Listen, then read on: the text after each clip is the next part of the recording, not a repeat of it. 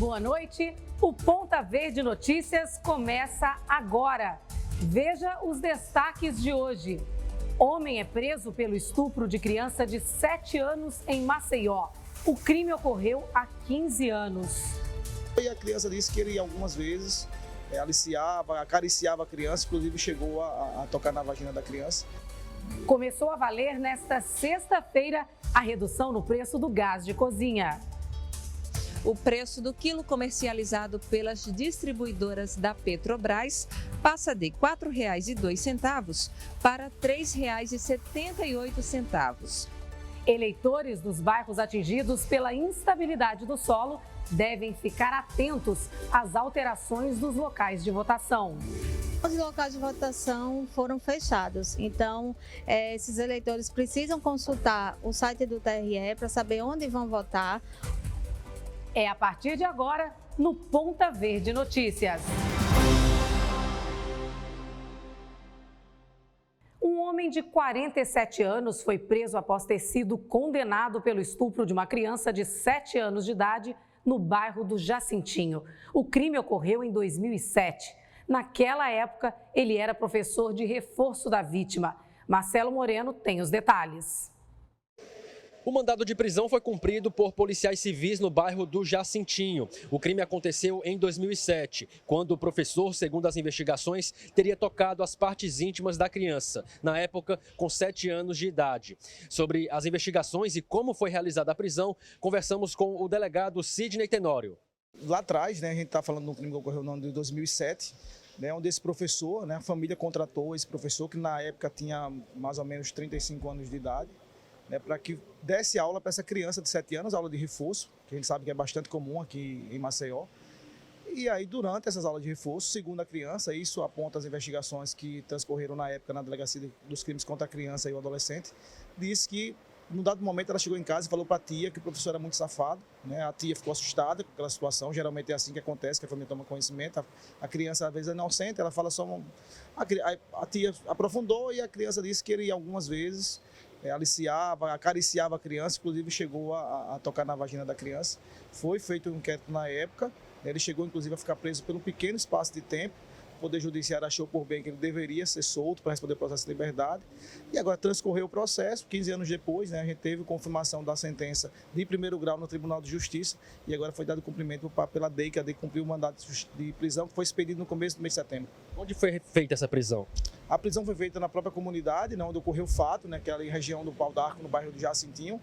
E assim a gente mostra que, infelizmente, aquela pessoa que praticou um crime de violência sexual há bastante tempo, continuava na comunidade, o que a gente se preocupa bastante, porque assim aparenta para a sociedade que aquela pessoa ficou impune, um crime grave, um crime hediondo, que é o crime de estupro de vulnerável, que a pena chega a 15 anos de reclusão, inclusive nesse caso ele foi condenado a 13 anos, foi quase praticamente a pena cheia. Então assim, a gente termina que o que mostra assim, que a sociedade tem que confiar na polícia, tem que confiar na máquina estatal, que a justiça tarda, mas não falha. Um policial militar foi flagrado treinando de colete e com um fuzil no CEPA.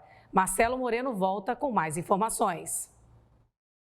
As cenas chamaram a atenção de alunos e professores do CEPA, no bairro do Farol, e viralizaram nas redes sociais. Nelas é possível notar que um homem, trajando um colete à prova de balas e armado com um fuzil, percorre aqui o local onde se encontram várias escolas públicas estaduais. Segundo informações, este homem trata-se de um policial militar que estaria realizando um treinamento aqui no local. Contudo, a Polícia Militar de Alagoas informou que tal procedimento não foi autorizado pela corporação. A PM foi acionada e levou o militar para a sede do 4º Batalhão, onde é lotado.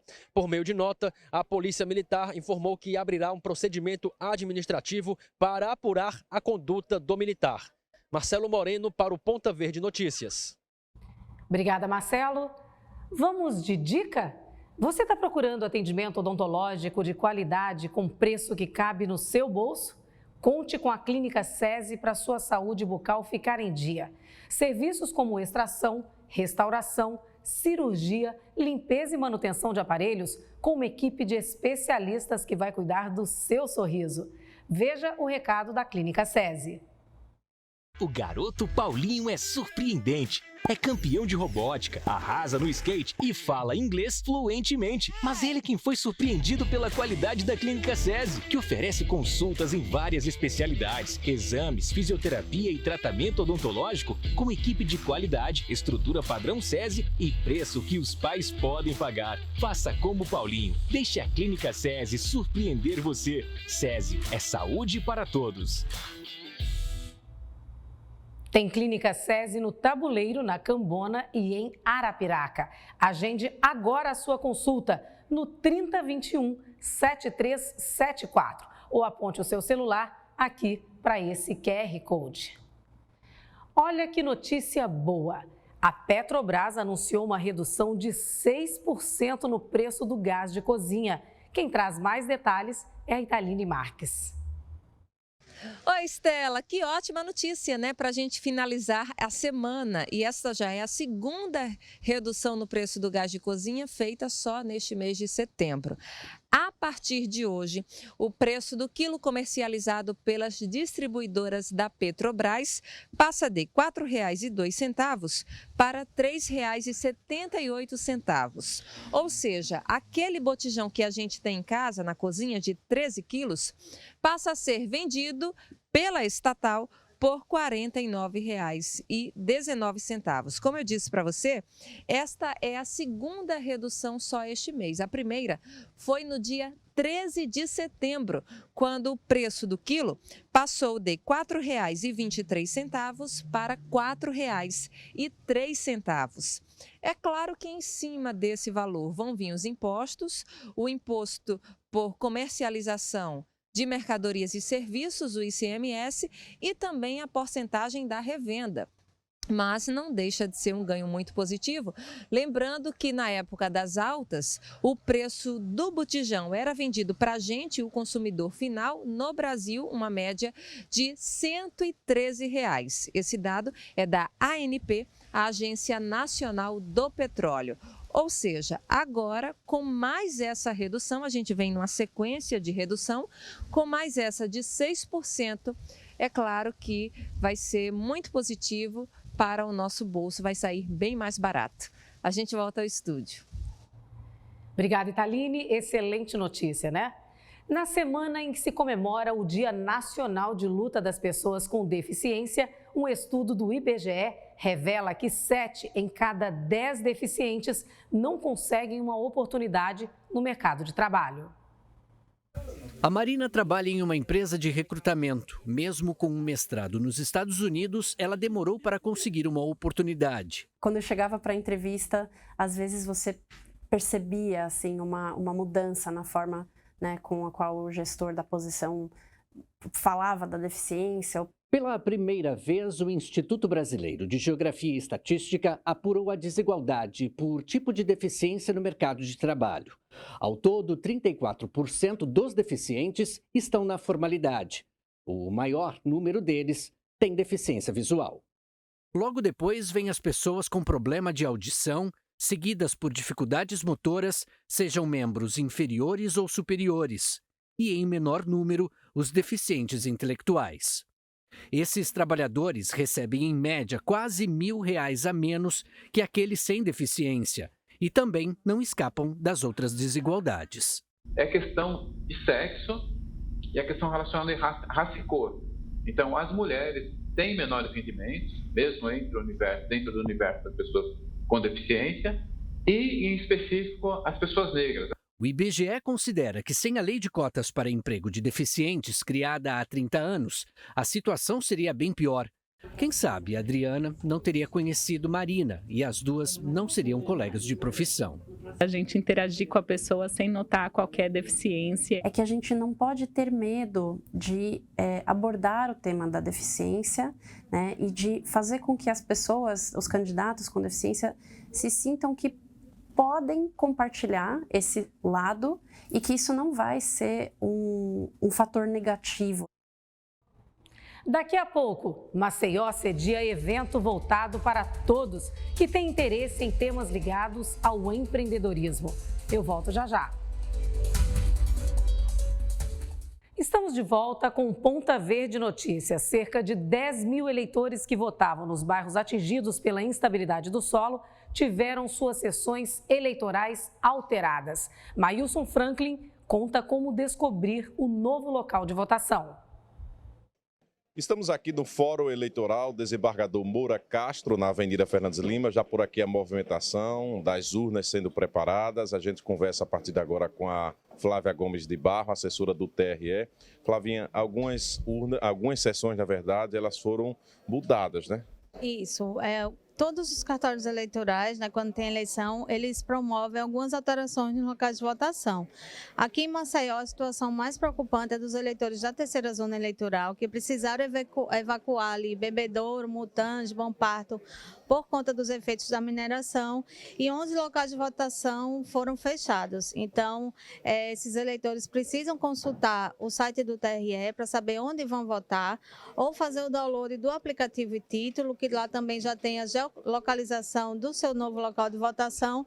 E ainda, quem não puder fazer essa consulta pela internet, pode vir aqui de meio-dia às 19 horas na sede da terceira zona eleitoral, no fórum aqui de Maceió. Flávia, nesse momento, o que é que está acontecendo? As urnas estão sendo preparadas aqui, já estão prontas? Hoje é o último dia aqui da preparação das urnas, das cargas das urnas eletrônicas, do lacre, né, que está sendo feito.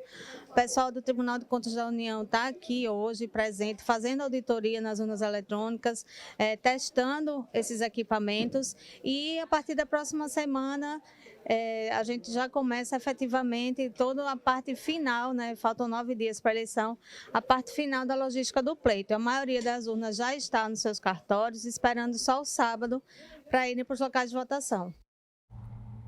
Nova pesquisa do Instituto Brasmarket mostra Bolsonaro 15 pontos à frente de Lula no primeiro turno. Vamos aos números. Na pesquisa estimulada, quando o entrevistador apresenta as opções, o resultado é o seguinte: Jair Bolsonaro, do PSL, tem 44,9% das intenções de voto. Lula, do PT, aparece com 31%, seguido por Ciro Gomes, do PDT, com 6,5%. Simone Tebet, do MDB, tem 4,5%. Os candidatos Soraya Tronic, Felipe Dávila, Padre Kelmon, Constituinte Emael e Sofia Manzano somaram menos de 1%. Já os candidatos Léo Péricles e Vera Lúcia não pontuaram. Aqueles que não sabem ou estão indecisos são 5,7%. Brancos nulos e os que não votarão em ninguém somam 6,2%. Na pesquisa espontânea, quando não são apresentadas opções, o resultado fica assim: Jair Bolsonaro, do PSL, tem 43% das intenções de voto. Lula, do PT, aparece com 28,8%, seguido por Ciro Gomes, do PDT, com 4,6%. Simone Tebet, do MDB, tem 2,5%. Os demais candidatos aparecem com menos de 1% cada um. Não sabem ou não responderam são 14,6%. Brancos e nulos somam 5,4%. A pesquisa também mediu a rejeição dos candidatos. Lula aparece com 53,2%. Jair Bolsonaro tem 33,8%. Ciro Gomes aparece com 2,6%. Os demais candidatos aparecem com menos de 1%. 4,9% dos entrevistados não rejeitam nenhum dos candidatos, enquanto 4,2% não souberam ou não opinaram. A pesquisa ouviu 2.400 eleitores em 504 cidades das 5 regiões do país entre os dias 18 e 20 de setembro. A margem de erro é de 2 pontos percentuais para mais ou para menos. O intervalo de confiança é de 95%. A pesquisa está registrada no TSE sob o número BR 00580/2022. Vamos ver agora os números da pesquisa Data Census para o governo de Alagoas e para o Senado. Na pesquisa estimulada, quando o entrevistador apresenta as opções, o resultado é o seguinte: Paulo Dantas, do MDB, aparece com 37% das intenções de voto. Rodrigo Cunha, do União Brasil, tem 21%. Collor, do PTB, tem 13%. E Rui Palmeira, do PSD, soma 10%. Aqueles que não sabem ou estão indecisos são 13%. Brancos, nulos e os que não votarão em ninguém somam 4%. Os números da pesquisa estimulada para o Senado são os seguintes: Renan Filho, do MDB, tem 51% das intenções de voto. Em seguida aparece Davi Filho, com 24%. A bombeiro Suzana Souza, do PMB, tem 4%. O Coronel do Vale do PROS tem 2%. E Mário Agra, do PSOL, 1%. Não sabem ou não responderam são 13%. Brancos e nulos somam 5%. A pesquisa ouviu 5.109 eleitores nos 102 municípios alagoanos entre os dias 21 e 22 de setembro. A margem de erro é de 1,4 pontos percentuais para mais ou para menos. O intervalo de confiança é de 95%. A pesquisa está registrada no TRE sob o número AL 01332/2022. Na semana que vem, reta final da campanha eleitoral, a TV Ponta Verde realiza debates com os candidatos ao Senado e ao governo de Alagoas, com mediação do jornalista Darlisson Dutra, do SBT Nacional. O primeiro debate será no dia 27, às 11 horas da manhã, entre os candidatos ao Senado Federal. Já no dia 29, também às 11 da manhã, é a vez dos concorrentes ao Executivo Estadual. Serão encontros para a apresentação de propostas e troca de ideias, para ajudar você a definir o seu voto. Então não perca, é a TV Ponta Verde nas eleições 2022. Gente, vamos falar agora do Setembro Amarelo, que é uma campanha de conscientização de prevenção ao suicídio. A TV Ponta Verde, junto com o CVV, que é o Centro de Valorização da Vida, alertam sobre a importância desse tema. O CVV presta apoio emocional, atendendo gratuitamente qualquer pessoa que o procure, 24 horas por dia, através de e-mail, chat ou telefone. Não esqueça, se você precisar, ligue para o número 188, que está aparecendo aqui na sua tela. Você não está sozinho, estamos juntos nessa. TV Ponta Verde e CVV, juntos pela sua vida. Acontece no próximo domingo, dia 25, mais uma edição do Balaio Meeting, um evento pensado para todos que têm interesse em temas ligados ao empreendedorismo. Marcelo Moreno tem as informações sobre esse evento. A terceira edição do Balaio Meeting acontece neste domingo, a partir das 3 horas da tarde, no Teatro Deodoro, no centro de Maceió. O objetivo do evento é atrair empresários, empreendedores, microempreendedores para participarem de um ciclo de palestras sobre inovação e empreendedorismo. Sobre esse assunto, nós conversamos com o produtor do evento, Felipe Piacerri. A gente vem com uma proposta totalmente diferente das outras edições, colocando atrações culturais também no evento, né, para fortalecer a cultura aqui do estado, além de levar informação para empresários, microempresários e empreendedores. O evento acontece só no domingo? Só nesse domingo, dia 25. Sempre é só um domingo o evento. A gente já pensa nesse dia para ajudar, para não atrapalhar a vida do empreendedor que precisa estar no seu negócio, que precisa trabalhar. Então a gente escolhe os domingos para que ele possa, com tranquilidade, participar do evento. E entre os palestrantes está o cearense Ramon Campos, ele que é criador de conteúdo e vai oferecer dicas durante o evento sobre como monetizar conteúdos em redes sociais. Eu trouxe um tema que é muito atual, que é sobre como crescer com vídeos curtos. A gente tem essa tendência de formato, muita gente não sabe fazer ainda e eu vou tentar simplificar tudo isso, para gerar negócio e também gerar vendas. Marcelo Moreno para o Ponta Verde Notícias. Obrigada, Marcelo. Fim de semana movimentado, né? Tem shows, evento de empreendedorismo, programação para todos os gostos. E o Ponta Verde Notícias desta sexta-feira fica por aqui. Obrigada pela sua audiência. Um ótimo final de semana e a gente volta a se ver na segunda-feira. Tchau, tchau.